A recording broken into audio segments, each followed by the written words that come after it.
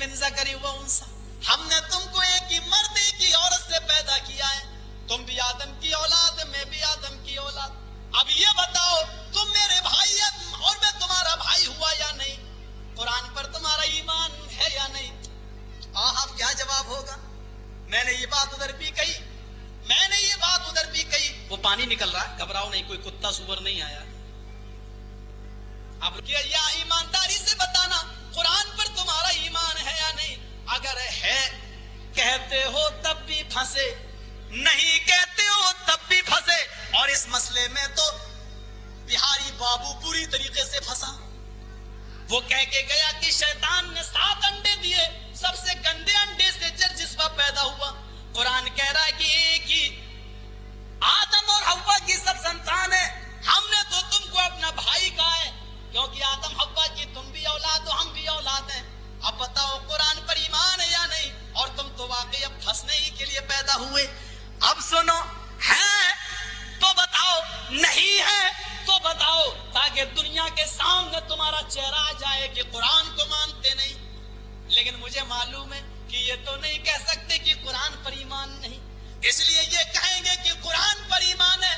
تو جب قرآن پر ایمان ہے تو یہ بتاؤ ایمانی رشتے سے تم میرے بھائی اور ہم تمہارے بھائی ہیں یا نہیں؟ ہاں ہیں. اگر جواب یہ ہے کہ ہے تو اب مجھے یہ بتاؤ کہ تمہارا ایک بھائی شیطان کے اگر سب سے گندے انڈے سے پیدا ہوا تو پھر دوسرا بھائی پھر کس انڈے سے مانا جائے؟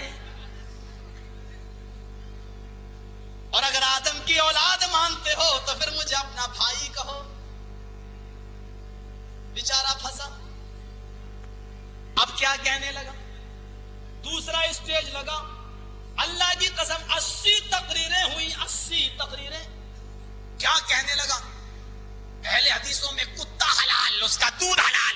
میں نے کہا آپ کو عقل ہی نہیں, بہاری بابو کتا دودھ دیتا ہی نہیں. ارے اتنا کہتے کہ کتیا کا دودھ حلال تو بات چلتی.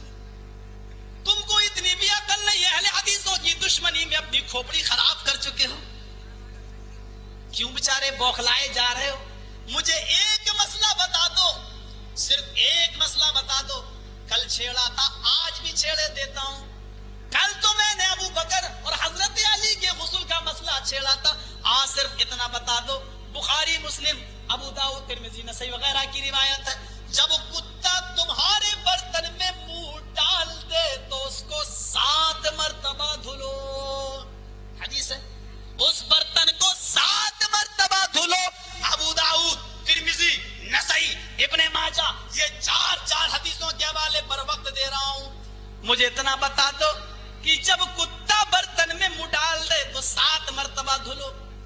اہل حدیثوں کو یہ کہنے والوں کہ اہل حدیثوں میں کتا حلال, اہل حدیثوں میں کتا اتنا ناپاک ہے, سن لو, کہ وہ برتن میں منہ ڈال دے تو اس کو 7 مرتبہ دھلا جاتا ہے. اولاہن بالتراب و اخراہن, پہلی مرتبہ مٹی سے دھلو یا آخری مرتبہ, یعنی پہلی بار مٹی سے یا لاسٹ میں مٹی سے, ایک بار مٹی سے یعنی صابن وغیرہ سے دھلنا ہی پڑے گا. تو 7 مرتبہ دھویا جاتا ہے. مجھے ذرا اتنا بتا دو میرے بھائیو, تمہاری کتابیں اس کتے کے جھوٹے کو کتنی بار دھونے کی اجازت دیتی ہیں؟ آؤ اسی ٹکڑے پہ فیصلہ کر لینا کہ کتا تم میں زیادہ ناپاک ہے یا مجھ میں. سنو, در مختار, ہدایہ, کتاب الطہارت, کتاب تیری, چھاپنے والی پریس تیری, لکھنے والے مولوی و مفتی تیرے, سیاہی تیری, قلم تیرا, کاغذ تیرا. افسوس ہے تجھے بتانے والا تیرا نہ ملا, آج بتانے والا دوسرے مسلک کا. سن, کتاب الطہارت کتاب تیری, فتویٰ ہے ابو حنیفہ رحمت اللہ علیہ کے چمچو سن لو, چلو سن لو. فتویٰ کیا دیا جا رہا ہے کہ کتا جب برتن میں منہ ڈال دے تو اس کو صرف 3 مرتبہ دھلو. ہمارے یہاں 7 مرتبہ. ہم نے دلیل حدیث سے دے دی, آپ کی دلیل آپ کی کتاب سے دے دی. اب فیصلہ کر لو کہ جو 7 مرتبہ دھوئے وہ کتے کو زیادہ ناپاک جانتا ہے, جو 3 مرتبہ دھوئے وہ زیادہ جانتا ہے. اور دونوں مسئلے تمہارے سامنے, اللہ کروڑوں رحمتیں نازل فرمائے امام اعظم ابو حنیفہ رحمت اللہ علیہ پر. سن لیجئے میرے بھائیو, یہ ان کا فتویٰ نہیں ہے, یہ ان کے بعد میں آنے والے لوگوں کا فتویٰ, ورنہ اتنا بڑا امام حدیث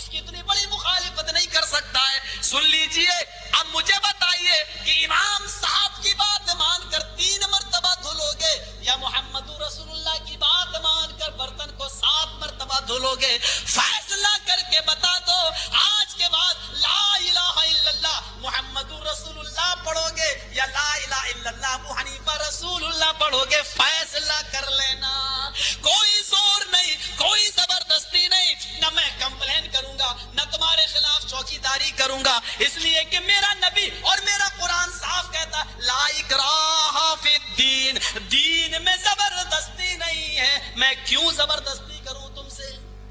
آؤ ایک مسئلہ اور لے لیتے ہیں، بڑا تیزی سے ٹائم بھاگتا ہے، سمجھ میں نہیں آتا کیا بولوں کیا نہ بولوں، اس کو تو نمبر ہی نہیں آتا میرے کو۔ ایک حدیث سن لیجیے، بڑی پیاری حدیث ہے، سنیے حدیث ہے، وعن جابر بن عبد الله رضي الله تعالى عنه قال كنا عند النبي صلى الله عليه وسلم فخط خطا وخط خطين عن يمينه وخط خطين عن يساره فقال هذا ثم طلع هذه الآية وأن هذا صراطي مستقيما فاتبعوه ولا تتبعوا السبل فتفرق بكم عن سبيله رواه ابن ماجہ۔ یہ حدیث ابن ماجہ کی ہے، امام ابن ماجہ اس حدیث کو اپنی حدیث میں اسی طریقے سے لائیں جس طریقے سے میں نے آپ کے سامنے پڑھ دی ہے۔ حدیث کا ترجمہ سنو، حضرت جابر ابن عبداللہ فرماتے ہیں کہ ہم اللہ کے رسول کے پاس تھے، کنا عند النبی صلی اللہ علیہ وسلم، ہم اللہ کے رسول کے پاس بیٹھے ہوئے تھے، اللہ کے رسول کے پاس بیٹھے بیٹھے آپ نے ایک لائن کھینچی، فخط خطا، ایک لائن کھینچی، سیدھی لائن، دیکھیے یہ لائن، یہ سیدھی لائن کھینچی اور دو دائیں کھینچی دو بائیں، وخط خطین عن یمینی، ایک سیدھی کھینچی اور دو دائیں اس لائن سے ملا دی، وخط خطین عن یساری، اور دو بائیں طرف۔ اب سنیے، وقال ھذا، اور اس کے بعد میں آپ نے فرمایا کیا، ثم تلا ھذہ الآیہ، پھر آپ نے یہ آیت تلاوت فرمائی، یعنی جو لائن سیدھی کھینچی تھی اس لائن پر آپ نے ہاتھ رکھا، ثم وضع یدہ فی الخط الاوسط، آپ نے بیچ والی لائن پر جو سیدھی کھینچی تھی آپ نے، سیدھی اس لائن پر آپ نے ہاتھ رکھا اور ہاتھ رکھ کر پھر قرآن کی آیت پڑھی، وَأَنَّ هَذَا صِرَاطِي مُسْتَقِيمًا فَاتَّبِعُوهُ، اے لوگو تم یہ صراط مستقیم کی اتباع کرنا، یہی سیدھا راستہ ہے، صراط مستقیم ہے، یہی سیدھا راستہ ہے۔ اور یہ چار لائنیں جو آپ نے کھینچی اس پر آپ نے لکھا ھذا سبیل الشیطان، ھذا سبیل الشیطان، اس طرف لکھا آپ نے ھذا سبیل الشیطان، ھذا سبیل الشیطان، آپ نے چاروں راستوں پہ سبیل الشیطان لکھا اور بیچ والے راستے پہ آپ نے فرمایا وَأَنَّ هَذَا صِرَاطِي مُسْتَقِيمًا، یہ میرا سیدھا راستہ ہے۔ میں آپ سے پوچھنا چاہتا ہوں کہ اللہ کے رسول نے صرف چار ہی لائنیں کیوں کھینچی؟ حالانکہ آپ پہلے بھی فرما چکے تھے کہ میری امت میں بنی اسرائیل میں 72 فرقے تھے اور میری امت میں 73 فرقے ہوں گے، 72 جہنم میں جائیں گے، ایک جنت میں جائے گا۔ آپ 72 لائنیں بھی کھینچ سکتے تھے، لیکن نہیں، آپ کو اللہ تعالیٰ نے اتنا فراست ایمانی دی تھی اور من جانب اللہ یہ فراست آپ کو ملی تھی کہ آپ نے چار لائنیں کھینچ کر اشارہ کر دیا، اے لوگوں دنیا میں 4 فرقے بڑا ہونے کا دعویٰ کریں گے اور اس بات کا دعویٰ کریں گے 4 امام، چاروں برق، چاروں جنتی۔ اللہ کے رسول نے فرمایا ان چاروں لائنوں کو کھینچ کر کہ یہ شیطان کا راستہ، یہ شیطان کا، یہ شیطان کا، یہ شیطان کا، اور سیدھے راستے پہ فرمایا کہ وَأَنَّ هَذَا صِرَاطِي مُسْتَقِيمًا، یہ میرا سیدھا راستہ ہے، صراطی مستقیماً، یہ میرا سیدھا راستہ ہے۔ یہ 4 فرقوں کو یہ وارننگ دے گئے ہیں کہ یہ لوگ اپنے آپ کو جنتی سمجھیں گے، اس لیے اللہ کے نبی 4 ہی کی نشانی کر گئے اور 4 ہی لائنیں کھینچ کر بتا گئے۔ حالانکہ 72 تو جہنمی پہلے بھی بتا چکے تھے، لیکن بڑا بڑا فرقہ اور اس کے دعوے داروں کو 4 اشارے کر کے آپ نے اس میں بھی فرما دیا کہ یہ بھی صراط مستقیم پر نہیں ہے۔ کہو کس کو گالی دو گے؟ مجھے دو گے تو یہ امام کائنات پر پڑے گی، کیونکہ 4 لائنیں میں نے نہیں اور شیطانی راستے یہ میں نے نہیں، جناب محمد رسول اللہ نے بتائے ہیں۔ کیا کروں، اس کو گالی دوں تو نبی کو نہ پڑے، کچھ کہہ بھی تو نہیں سکتا ہوں، نہیں کہوں گا تو ضرور، مجھے معلوم ہے۔ خط کا مضمون بھانپ لیتا ہوں لفافہ دیکھ کر، مولوی کی شکل دیکھ کے پہچان لیتا ہوں کہ یہ کیا بولے گا۔ میرے بھائیو 10 سال سے میں نے بھی اس میدان میں قدم رکھا ہے، بتاؤ کون سی حیا ہے، کون سی شرم ہے یہ کہ اہل حدیثوں اپنی عورتوں کو میری مسجدوں میں بھیج دو اور 9 مہینے کے بعد رزلٹ دیکھ لو، کہاں کی شرافت ہے اور یہ کون سی تقریر ہے۔ اللہ، میں اپنی ذاتی بات نہیں کہتا، اس نے مجھے تو وہ گالی دی جو آج تک کوئی نیتا گالی نہیں دے سکتا۔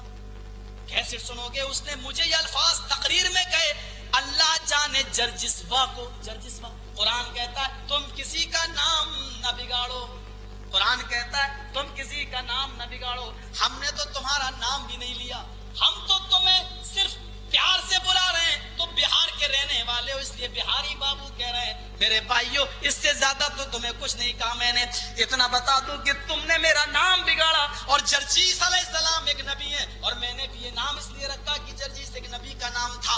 میرے بھائیوں یہ میرے باپ نے اس لیے نام رکھا. میرا نام بگاڑنے سے پہلے سوچ لو کہ یہ الفاظ کس کے اوپر پڑیں گے. اب تم نے کہا اللہ جانے اس جرجسوا کو اس کی ماں نے کس راستے سے پیدا کیا. یہ تمہاری تقریر کے الفاظ ہیں. ارے میں نے تم کو کچھ کہا تھا, تکلیف تمہیں مجھ سے ہوئی, میری ماں کو تم کیوں لپیٹ رہے تھے. تم کو اللہ نے جرجسوا کو اللہ جانے کس راستے سے پیدا کیا. اور یہ جملہ یہیں پر بس نہیں, اس نے کہا آگے سے یا پیچھے سے کیسٹ سنو, آپ یہ کہو گے کہ اللہ جانے یہ مولوی ہے یا پرلے درجے کا شیطان. اس کی زبان سے آپ اندازہ لگا لو گے. میں وہ کیسٹ لوگوں یقین مانو بھیجوں گا ضرور. اللہ کی قسم وہ کیسٹ آپ تک آئے گی, آپ سن لیجئے گا. اس کیسٹ سے آپ اندازہ لگا لیجئے گا کہ یہ مولوی ہے. مجھے معلوم ہے کہ تم کس کو بلاؤ گے, اور مجھے معلوم ہے کہ تم کیا سناؤ گے. ہم نے حدیث پڑھی ہے, اگر کسی نے اپنی ماں کا حلال دودھ پیا, حدیث پڑھتا جائے, مسئلے بتاتا جائے, اللہ کی قسم صبح کا سورج نکلنے سے پہلے اس حدیث کو تسلیم نہ کر لوں تو ماننا. لیکن حدیث صحیح ہونی چاہیے, ثقہ راوی ہونا چاہیے, عادل تام مضبط ہونا چاہیے, حدیث صحیح ہونی چاہیے, حدیث میں ضعف و کمزوری نہیں ہونا چاہیے, اور وہ بالکل وہی جو محدثین نے اصول بتائے ہیں.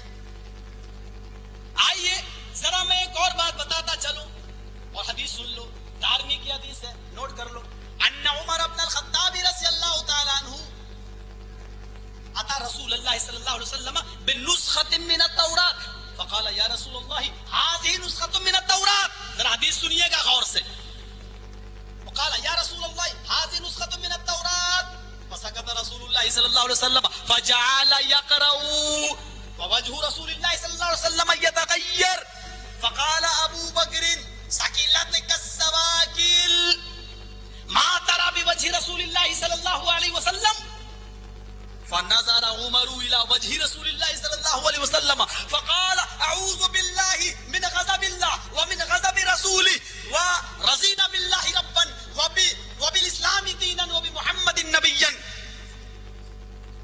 فقال رسول الله صلى الله عليه وسلم والذي نفس محمد بيده لو بدع لكم موسى لاتبعتموه وتركتموني لسللتم عن سواء السبيل ولو كان حيا وادرك نبوتي لاتبعني. رواه الدارمی فی سنن. امام دارمی اس کو اپنی سنن کے اندر لائے. حدیث سن لیجیے, حدیث اور سنت میں فرق نہیں کر پاتے. سنو حدیث. ابھی تو آپ نے صرف یہ سنا کھڑے ہو کے پیشاب کرو تو اہل حدیث, بیٹھ کے کرو تو اہل سنت. سنو حدیث. آؤ میں تم کو بتاؤں حدیث کیا ہے. یہ حدیث حضرت عمر فاروق اللہ کے رسول کے پاس آئے اور تورات کا ایک نسخہ لے کر آئے. تورات کا ایک نسخہ, اور تورات کا نسخہ لا کے کہنے لگے اے اللہ کے رسول هذه نسخة من التوراۃ, اے اللہ کے رسول یہ تورات ہے. فسکت رسول اللہ, اللہ کے نبی خاموش ہو گئے. آپ خاموش ہو گئے. فجعل يقرأ, حضرت عمر تورات پڑھنا شروع کر دی. حضرت محمد رسول اللہ خاموش ہو گئے. فجعل يقرأ, حضرت عمر پڑھنا شروع کر دیے. جب حضرت عمر نے تورات پڑھنا شروع کی, وجہ رسول اللہ صلی اللہ علیہ وسلم یتغیر, اللہ کے رسول کا چہرہ بدلنے لگا, سرخ ہونے لگا. آپ کے چہرے پہ لالامی, آنکھیں ایسی ہو گئی جیسے انار کا جوس کسی نے آپ کی آنکھوں میں ڈال دیا ہو. آپ کا چہرہ بدل گیا. جب اللہ کے نبی کا چہرہ بدلا تو حضرت عمر فاروق نے, جب اللہ کے رسول صلی اللہ, حضرت ابو بکر نے جب اللہ کے نبی کا چہرہ دیکھا تو اللہ کے نبی کا چہرہ, عمر کو تورات پڑھ رہے تو فرمایا یا عمر ثقلت کا سواکل, اے عمر تجھے کھونے والیاں کھو دیں, اے عمر تجھے تیری ماں گم کر دے, یعنی تو برباد ہو جائے. یہ عربی میں ایک مقولہ تھا, عربی میں ایک جملہ بولا جاتا تھا, جیسے آج بولتے نا تیرا ستیہ ناش ہے, کبھی بولتے اے ملون. یہ عربی جس طریقے سے آج ایک جملہ بولا جاتا ہے, عربی کے اندر یہ جملہ ناراضگی کے موقع پر بولا جاتا تھا. ثقلت کا سواکل, کھونے والی تجھے کھو دے, یعنی تیری ماں تجھے کھو دے, یعنی تو مر جا. حضرت عمر نے کہا کیوں, کیا بات ہے؟ کہا ماں ترا بھی وجہ رسول اللہ صلی اللہ علیہ وسلم, کیا تم اللہ کے رسول کا چہرہ نہیں دیکھ رہے ہو کیسے لال ہو رہا ہے؟ حضرت عمر نے دیکھا میں میرے تورات پڑھنے سے نبی کا چہرہ سرخ ہو گیا, میرا تورات پڑھنے سے رسول کا چہرہ بدل گیا. کہنے لگے اعوذ باللہ من غضب اللہ, میں اللہ کی پناہ چاہتا ہوں اللہ کے غصے سے, وَمِنْ غَضَبِ رَسُولِي, میں اللہ کی پناہ چاہتا ہوں رسول کے غصے سے. رَضِينَ بِاللَّهِ رَبًّا, اے اللہ میں تجھ سے راضی ہوں رب ہونے کے اعتبار سے. رَضِينَ بِاللَّهِ وَبِالْإِسْلَامِ دِينًا, میں اسلام سے خوش ہوں دین کے اعتبار سے. وَبِمُحَمَّدٍ نَبِيًّا, اور محمد کو قبول کرتا ہوں نبی ہونے کے اعتبار سے. اے اللہ کے رسول میں نے آپ کا دل توڑا ہے, نہیں پڑھتا ہوں. تورات بند کر دی. اللہ کے رسول نے فرمایا فقال رسول اللہ صلی اللہ علیہ وسلم یا عمر والذی نفس محمد بیدہ, اللہ کی قسم آج جس کے قبضے میں محمد کی جان ہے اس ذات کی قسم جو کتاب تم پڑھ رہے ہو, اگر یہ کتاب کا لانے والا موسیٰ زندہ ہوتا لاتبعتموہ, اور یہ اسلامی کتاب ہے تورات جس کو اللہ نے اتاری ہے, اگر تم مجھے چھوڑ کر اس تورات پر ایمان لاتے اور مجھے چھوڑ کر تم اس موسیٰ پر ایمان لاتے اور موسیٰ کی شریعت پر عمل کرتے لَزَلَلْتُمْ عَنْ سَوَاءِ السَّبِيلِ, تو تم سیدھے راستے سے بھٹک جاتے, سیدھے راستے سے گمراہ ہو جاتے. وَلَوْ كَانَ مُوسَىٰ حَيًّا وَأَدْرَكَ نَبُوَّتِي, اور اگر موسیٰ زندہ ہوتے اور وہ میری نبوت پا لیتے لَاتَّبَعَنِي, تو ان کو بھی میری غلامی کرنا پڑتی, میری اتباع کرنا پڑتی. سن لو, حضرت عمر فاروق تورات پڑھنے لگے جو اسلامی کتاب ہے. اللہ کے رسول کا چہرہ بدل گیا. اسلامی کتاب رسول کی شریعت کے بعد نہیں چل سکتی ہے تو تمہارے ملا اور مولویوں کی کتابیں اسلامی شریعت سمجھ کر کیسے چل سکتی ہے؟ جب اسلامی کتاب پر عمل نہیں کیا جا سکتا ہے قرآن کے آ جانے کے بعد, محمد رسول اللہ کے آنے کے بعد, جب موسیٰ پر اتری ہوئی کتاب نہیں چل سکتی ہے تو محمد کے آنے کے بعد, محمد کے بعد پیدا ہونے والے لوگوں کی کتابیں کیسے چل سکتی ہیں؟ نہ تلوار تم سے اٹھے گی نہ اٹھے گا خنجر, یہ بازو ہمارے آزمائے ہوئے. آؤ شریعت میں منہ ڈال کر دیکھو, اپنے گریبانوں میں جھانک کر دیکھو, کل قیامت کے دن رسول کو کیا جواب دو گے. بہت آسان ہے کہہ دینا کھڑے ہو کر پیشاب کیا اللہ کے رسول نے اور بیٹھ کر کیا یہ سنت ہے, کھڑے ہو کر کیا یہ حدیث ہے. آپ اہل حدیث بنو گے یا اہل سنت؟ باہری عقل, اونٹ رے اونٹ تیری کون سی کل سیدھی ہے؟ یا خدا کسی کو یہ عقل نہ دے, دے آدمی کو موت پر یادا نہ دے. اچھا ایک بات بتاؤ, نبی نے کھڑے ہو کر پیشاب کیا, یہ ہے حدیث, کیا یہ ہے حدیث, اور نبی بیٹھ کے کرتے تھے یہ سنت, وہ بھی کیا یہ بھی کرتے تھے, تو دونوں حدیث ہوں گیا تو دونوں سنت. مولوی کا فیصلہ دیکھو کیا کہہ رہا ہے, یہ حدیث ہے یہ سنت. بارے پتہ نہیں بہار کا رہنے والا تھا, وہاں تو گائے چلتی ہے, اس کی کھوپڑی میں بھینس کا گوبر کیسے بھر گیا میری سمجھ میں نہیں آ رہا. کیا انداز ہے, کہتا یہ سنت یہ حدیث. واہ صاحب. اچھا مجھے ایک بات بتاؤ, یہ سنت ہوئی حدیث. اللہ کے رسول نے فرمایا تم شادی ایک کر سکتے ہو, دو بھی جائز ہے, تین بھی اور چار بھی. چار تک کا یہ حدیث موجود ہے نا, چار تک شادی کر سکتے ہو, اور نبی نے 10 11 کی. چلو یہ ہے حدیث, 4 تک کر سکتے ہو یہ ہے حدیث. نبی نے 7 اور 9 اور 11 کی, یہ ہے سنت. بتاؤ میرے پیاری بابو اہل حدیث بنو گے یا اہل سنت؟ بتاؤ. تم میں کو تمہاری ماں نے دودھ پلایا ہے تو آؤ اور بتاؤ, یہاں تمہیں اہل حدیث بننا ہی پڑے گا. 4 تک کی حدیث مانو گے, کیوں؟ 11 تک کی سنت صرف نبی کے لیے تھی, تمہارے لیے نہیں ہے. تم کو ابھی حدیث اور سنت میں فرق کرنا نہیں آتا ہے. سن لو, حدیث کس کو کہتے ہیں؟ نبی کی زبان سے جو کچھ نکلا وہ حدیث. حدیث کے معنی ہوتے ہیں گفتگو, اور حدیث قرآن کو بھی کہتے ہیں. ابھی آپ کو یہی نہیں معلوم کہ حدیث اور سنت میں فرق ہے. اللہ نے قرآن کو بھی حدیث کہا. دیکھیے, اللہ نزل احسن الحدیث, اللہ نے سب سے بہترین حدیث اتاری. بتاؤ آسمان سے قرآن اترا اور اللہ نے قرآن کو حدیث کہا. اللہ نزل احسن الحدیث, قرآن میں اللہ نے سب سے بہترین حدیث اتاری, یعنی قرآن کو بھی حدیث کہا ہے, اور نبی اکرم کے قول فعل اور عمل کو بھی حدیث کہا ہے. اہل حدیث کا معنی یہ ہوا قرآن اور حدیث دونوں کو ماننے والا. قرآن بھی حدیث. فبأي حدیث فبأي حدیث فبأي حدیث بعدہ یؤمنون. تم اس حدیث کے بعد, یعنی قرآن کو اللہ حدیث کہہ رہا, فبأي حدیث بعدہ یؤمنون, تم اس حدیث کے بعد کس حدیث پر ایمان لاؤ گے؟ کون سی کتاب, یعنی اس قرآن کے بعد پھر اور کون سی کتاب پر تم ایمان لاؤ گے؟ اللہ یہاں پر بھی قرآن کو حدیث کہہ رہا ہے. الحمدللہ, ہم اہل حدیث کا مطلب یہ ہوا کہ قرآن و حدیث پر عمل کرنے والے. اچھا, مولانا مولانا صاحب کہہ رہے تھے کہ 4 ہی مسلک برحق ہیں، یہ 5واں فرقہ کہاں سے آیا؟ آج بیٹا باپ سے پوچھتا ہے کہ ابا آپ مجھ سے پہلے پیدا کیسے ہو گئے؟ یہ عجیب مسئلہ ہے، ہماری سمجھ میں نہیں آتا کہ بیٹا باپ سے پوچھ رہا ہے کہ ابا ہم سے پہلے پیدا کیسے ہو گئے؟ ارے باپ پہلے ہی نہ پیدا ہوگا۔ وہی مسئلہ ان کے سامنے ہے۔ امام ابو حنیفہ رحمت اللہ علیہ پیدا ہوئے سن 80 ہجری میں۔ کل کے مسئلے کا سوال جواب بھی سن لو۔ سن 80 ہجری میں امام ابو حنیفہ کا انتقال ہوا ہے سن 150 ہجری میں۔ امام کل کتنے سال زندہ رہے؟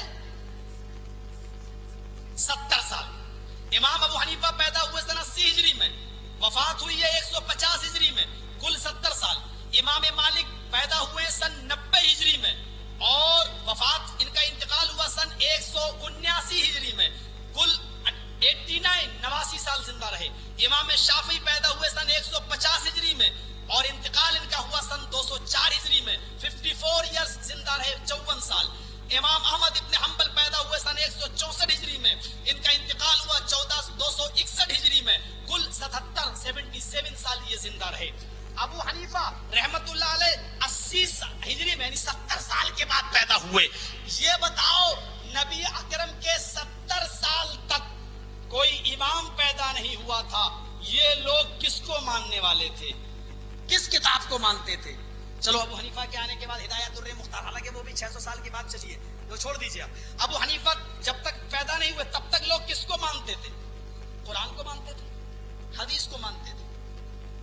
امام شافعی کے بعد شافعی کو مانے تو 80 سال تک 70 سال تک جب تک کسی کو لوگ کوئی امام نہیں تھا، یہ لوگ کس کتاب کو مانتے تھے؟ قرآن کو۔ اور کس شریعت کو مانتے تھے؟ شریعت محمد کو، یعنی قرآن و حدیث کو، یعنی قرآن حدیث والے نبی کے زمانے ہی میں تھے۔ اس کا مطلب یہ ہوا کہ یہ ایک فرقہ ایک جماعت نبی کے زمانے میں تھی۔ اور حنفی کب آئے؟ ابو حنیفہ کے بعد۔ شافعی کب آئے؟ امام شافعی کے بعد۔ مالکی کب آئے؟ امام مالک کے بعد۔ حنبلی کب آئے؟ امام احمد ابن حنبل کے بعد۔ یہ چاروں بیٹے باپ سے پوچھ رہے ہیں کہ تم مجھ سے پہلے پیدا کیسے ہو گئے ہو؟ یعنی قرآن و حدیث والے سے پوچھ رہے ہیں یہ تم ہم سے پہلے کہاں سے آ گئے ہو؟ ارے ہو تو اولاد میری ہی، یہ ضروری نہیں کہ اولادیں سب نیکی نکل جائے، کوئی ناکارہ بھی نکلتی ہے۔ یہ کوئی ضروری نہیں ہے کہ سب شریف ہی نکل جائے۔ میرے بھائیوں، اولاد میری مجھ سے پوچھ رہی ہے، میری بلی مجھے کو میاؤں، الٹا چور کوتوال سے پوچھے اے چوری کیوں کی؟ یہ عجیب مسئلہ ہے۔ سن لو، قرآن و حدیث والے پہلے ہی سے تھے۔ یہ تم بتاؤ کہ تمہارا وجود کب آیا؟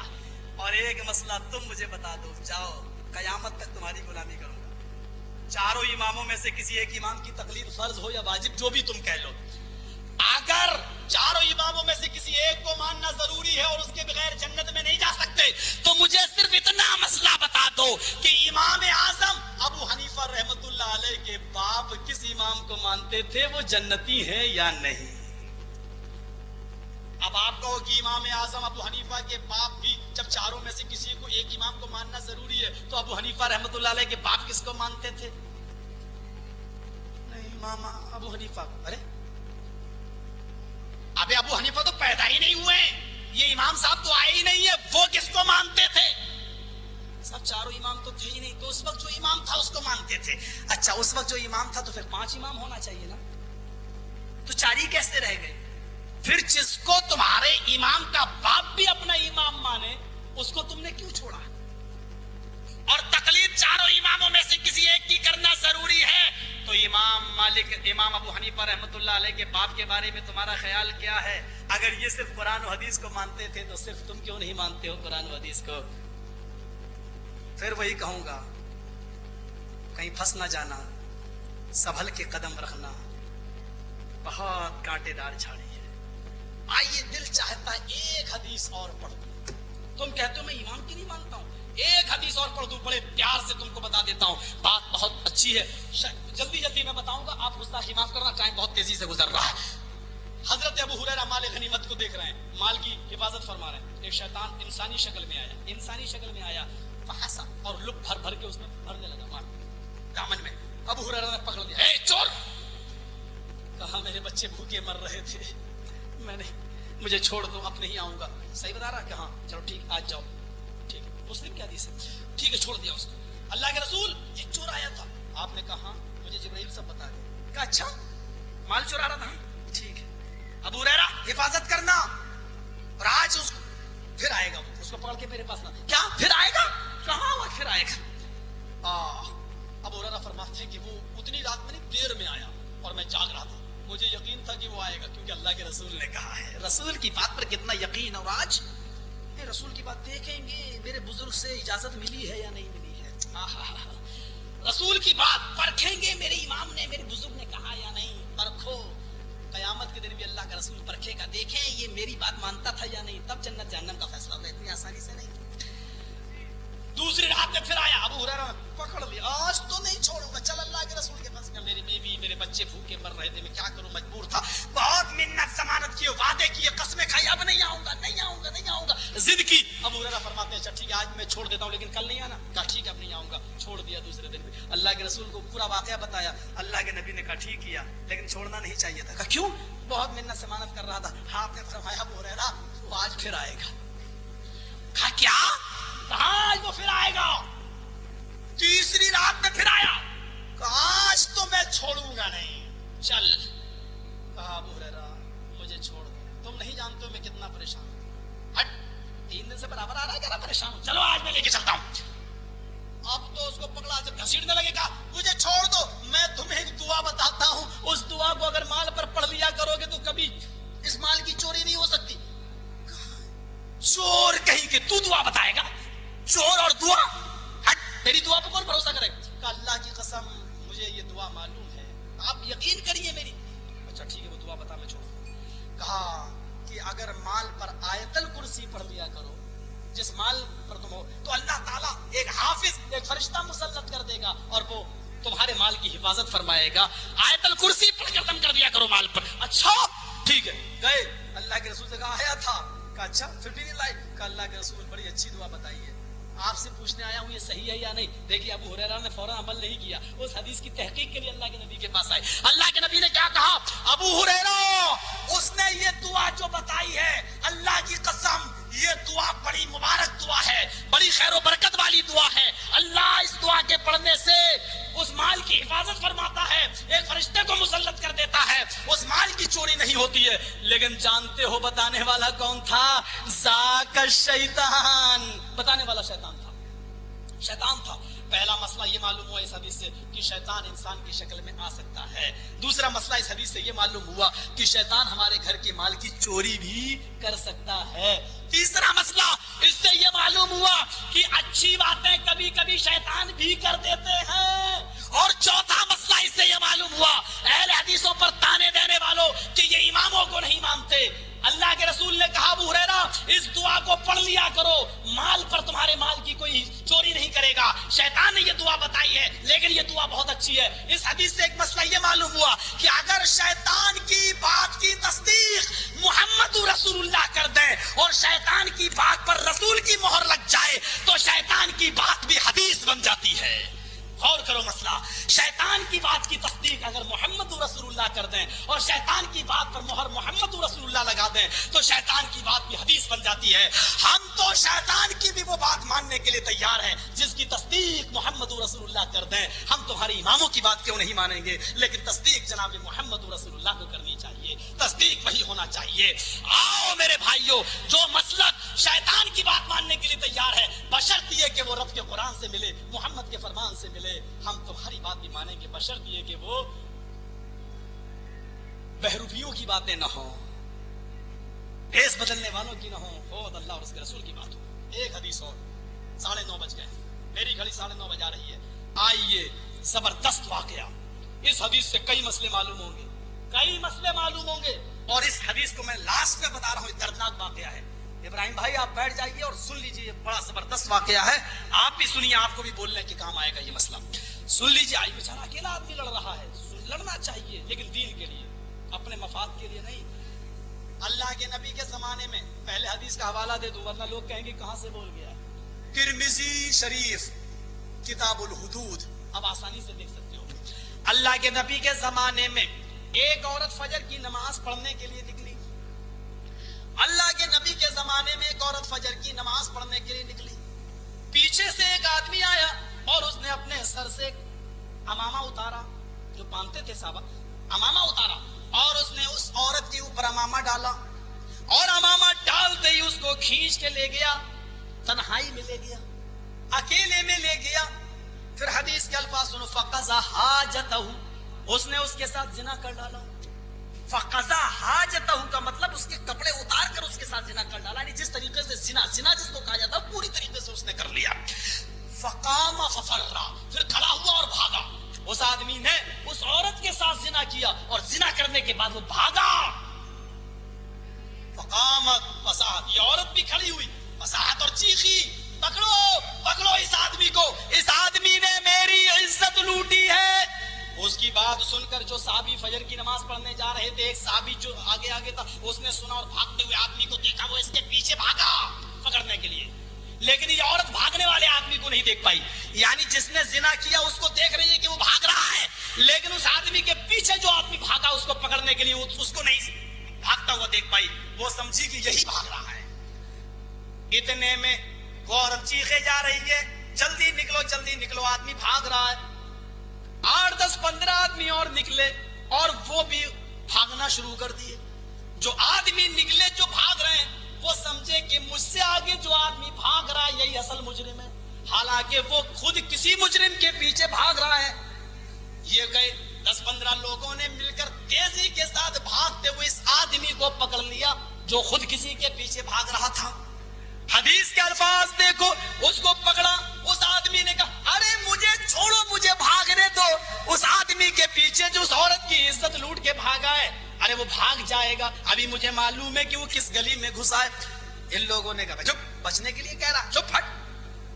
نہیں, کہنے لگا اللہ کی قسم میں نہیں ہوں, مجھے چھوڑ دو, وہ آدمی بھاگ جائے گا جو اصل مجرم ہے. لوگوں نے نہیں, کام نہیں, چلو کہیں تم بھی فرار نہ ہو جاؤ, کہیں اس عورت کے پاس پہلے چلو, وہ عورت تو جانتی ہے اس کے ساتھ زنا ہوا ہے, وہ اگر تم نے کیا ہوگا تو بتا دے گی, نہیں کیا ہوگا تو کہہ دے گی کہ تم نے نہیں کیا. اس آدمی کو یقین تھا کہ ہاں مجھے کہہ دے گی کیونکہ میں نے زنا ہی نہیں کیا. اس آدمی کو لایا گیا, نڈر تھا, بے قصور تھا, بے خوف ہو کر گیا اور کہنے لگا اے میری بہن, ان لوگوں نے مجھے پکڑ لیا ورنہ میں اصل مجرم کو پکڑ کے لاتا. لوگوں نے کہا اے عورت غور سے دیکھ, یہ بھاگنے والا آدمی میرے آگے یہی تھا, میں نے اس کو پکڑ لیا ہے, ذرا غور سے دیکھ, کیا اسی نے تیرے ساتھ زنا کیا ہے؟ اس عورت نے اس کے چہرے کو غور سے دیکھا اور دیکھنے کے بعد کہتی ہے واللہ ہذا ہوا, اللہ کی قسم یہ وہی آدمی ہے جس نے میرے ساتھ زنا کیا. اللہ کی قسم, واللہ ہذا ہوا, یہ وہی آدمی ہے جس نے میرے ساتھ زنا کیا. اس عورت سے آدمی کہتا ہے میری بہن مجھے دیکھو, یہ کہتا ہے, کہتی ہے خبردار جو مجھے بہن کہا. مقدمہ جناب محمد رسول اللہ صلی اللہ علیہ وسلم کی عدالت میں آتا ہے. اللہ کے نبی صلی اللہ علیہ وسلم پوچھتے ہیں آئے لوگوں تم نے بھاگتے ہوئے کس کو پکڑا؟ زنا کی گواہی صرف 4 آدمی دیتے ہیں کہ میں نے اپنی آنکھوں سے دیکھا, تو سنسار کرنے کا حکم ہے, یہ تو 15-20 آدمی کہہ رہے ہیں کہ میں نے پکڑا. کہنے لگے اللہ کے رسول میرے آگے آگے یہ بھاگ رہا تھا, میں نے اسی کو پکڑ لیا. اچھا, اس عورت سے پوچھا اس کو دیکھ کے بتا. کہنے لگی یا رسول اللہ واللہ ہذا ہوا, اے اللہ کے رسول اللہ کی قسم یہ وہی آدمی ہے جس نے میری عزت لوٹی. اب کہا آئے مجرم, اب تو بھی بتا کہ تو کیا کہنا چاہتا اپنی صفائی میں. اس نے سوچا کہ 4 نہیں 20 گواہ ہیں, یا تو اگر میں کہہ بھی دوں گا کہ میں نے یہ کام نہیں کیا تو یا تو 20 گواہوں کی مانی جائے گی, میری چلتی کب ہے, جبکہ یہ عورت بھی میرے ہی بارے میں کہہ رہی ہے. تو اللہ کے رسول 20 گواہوں کی اس عورت کی مانیں گے یا میری مانیں گے؟ اس آدمی نے ہمت باندھی اور کہا میں مرنے تو جا ہی رہا ہوں, مجھے سنسار تو کر ہی دیا جائے گا, لیکن کم سے کم لوگوں کی نظروں میں یہ تو ہوگا کہ زناکار تھا مر گیا.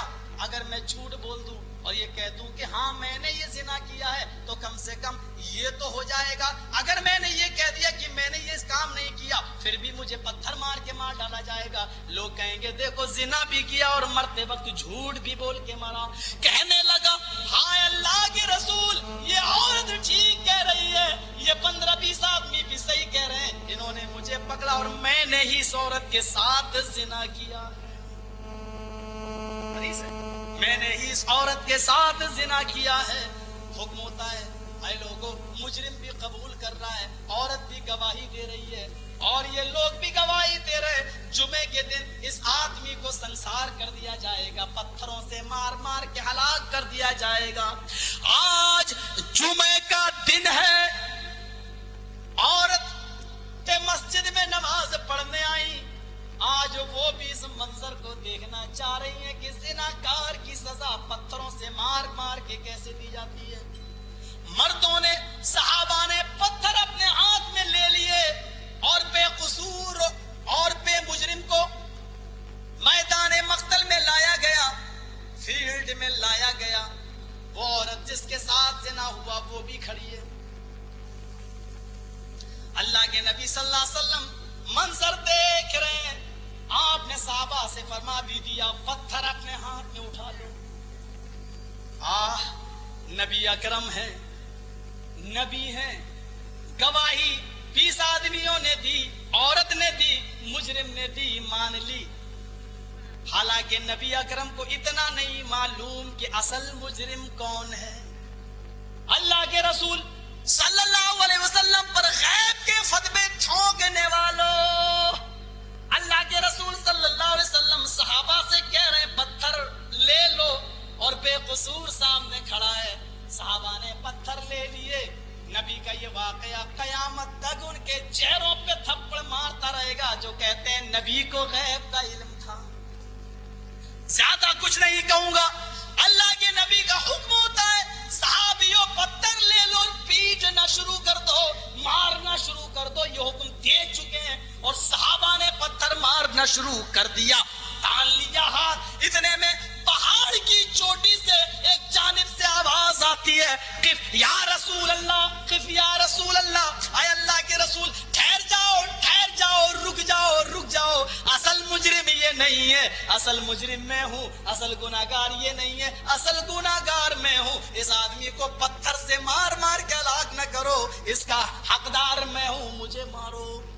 मामला सीरियस हो गया। नबी अकरम ने उसको बुलाया। इस आदमी ने आते ही अपने भाई को गले लगाया और कहा कि जब तुम बेकसूर थे तो तुमने ये जिम्मेदारी क्यों ले ली। उसने कहा कि मैं अल्लाह के नबी और सहाबा की नजरों में झूठा मर के बन के नहीं मरना चाहता था। उस औरत सीरियस हो गया मामला। गौर करो, नबी है और कोई फैसला गलत भी दे सकते हैं, नऊज़ु बिल्लाह मिन ज़ालिक। नहीं, लेकिन इंसान थे, गवाही पर यकीन कर लिया, औरत की गवाही पर, और खुद बेकसूर कह रहा कि मैं मुजरिम हूँ। अब आप बताओ, अगर मैं ये कह दूं कि मैं फला फला आतंकवादी संगठन से मिला हूं, जब मैं खुद ही कहूंगा तो कौन नहीं मानेगा। मेरे भाई जो अल्लाह के रसूल ने भी उसकी बात मान ली। अब अंदाजा लगाओ और गौर करो, उस मुजरिम को अल्लाह के नबी ने कहा कि क्या तुम असल मुजरिम हो? कहा हाँ। उन 15-20 लोगों से पूछा क्या तुमने किसको पकड़ा? कहा अल्लाह के रसूल पकड़ा तो इसको था, लेकिन जिस वक्त पकड़ा था उस वक्त ये आदमी कह रहा था कि मेरे आगे कोई आदमी दौड़ रहा है, मैं उसको पकड़ने के लिए दौड़ रहा हूं, मुझे छोड़ दो। फिर तुमने क्यों नहीं छोड़ा? कहा अल्लाह के रसूल मैंने सोचा शायद झूठ बोल रहा है और जान बचाने के लिए भाग रहा है, मैंने सोचा औरत से गवाही ले लो। फिर उस औरत से कहा गौर से देख ले, गौर से देख ले, किया यही आदमी है।